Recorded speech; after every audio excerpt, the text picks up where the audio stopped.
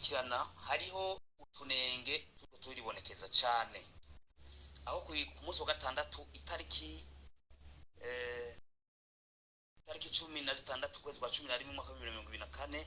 inyuma yaho umukuru w'igihugu wa gatanu arekuriye itariki 15 atanguje igikorwa cyo kurekura abanyororo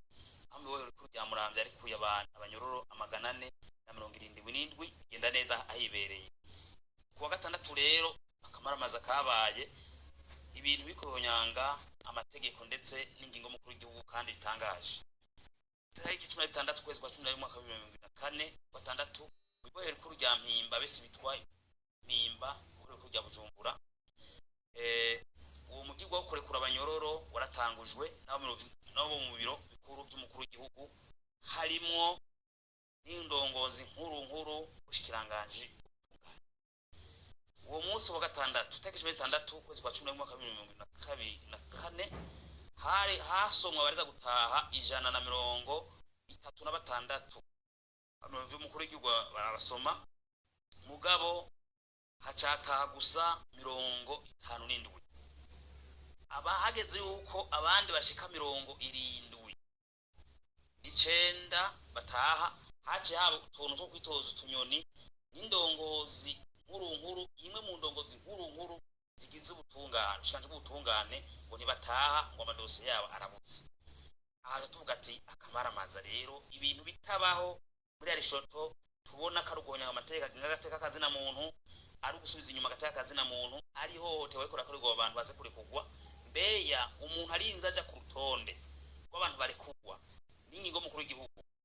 akabariko agasomwa bigenda gute dosingwira butse mbesha twibaza aho muri arishoto tubaze niyo ndongozi nkuru mu butungane mbeya abantu bagiye kugo rutonde atadose zawo mwabonye ibiro by'umugu byabonye abo tungane babonye ko tuzi mwabikoranye abo mutungane bakoranye n'ubyo mu gihugu cya kabiri naco mbega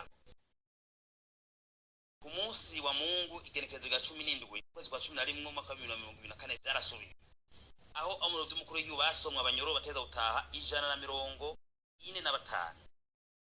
barasoma bamwe barasohoka haca haba indongozi yindi nyene zandozo ubutungane zica ziranka ko abantu batandatu basohoka bababaza ngo babanze bavuge umunyumba 10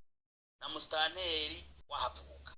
aje twibaza mbeye umuntu apfunzwe benshi baca bigana ati twapfunzwe imbere y'amatora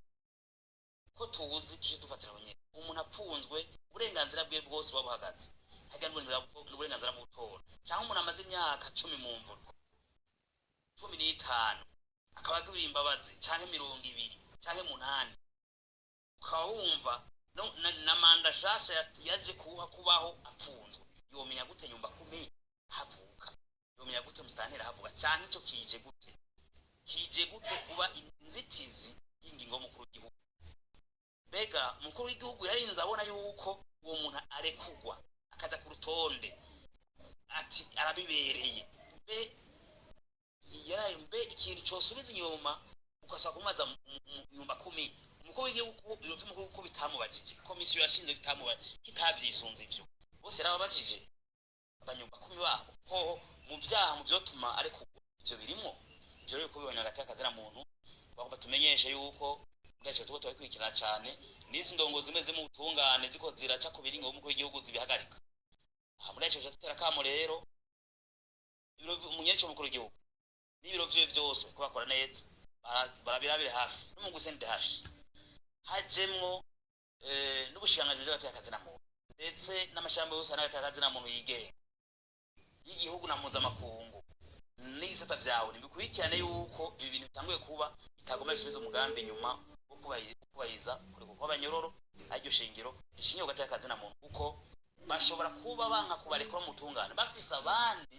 bagomba babasubirize babirabe neza kuko bamye babikora uyu bwo bagize ikigongwe haracabye ikikinyuma mu tungane bakakurekura bigenewe bagize ikigongwe bagaca bacomekamo abo bashaka barekugwa bafise ivyaha canke baba bashobora bafumbatira mwe babi ivyo rero iyi ngende ihagarare ingingo y'umukuru w'igihugu yubahirizwe kuryiri uri ku rutonde wese muri zigandwi zibiri zatanzwe atahe